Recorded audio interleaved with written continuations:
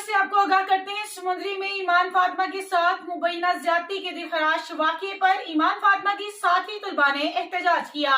ईमान फातिमा की class fellows ने ईमान के साथ मुबैना ज्यादती पर मुजम्मती बैनर्स उठाए।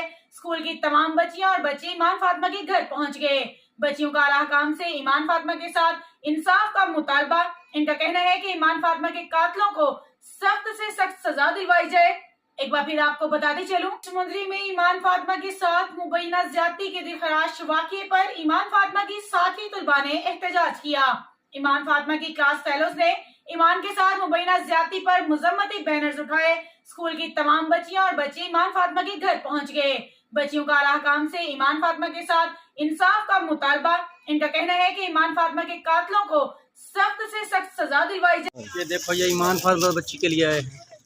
ये सब बच्चे उनके इंसाफ के लिए हैं कि इस बच्ची को इंसाफ मिले।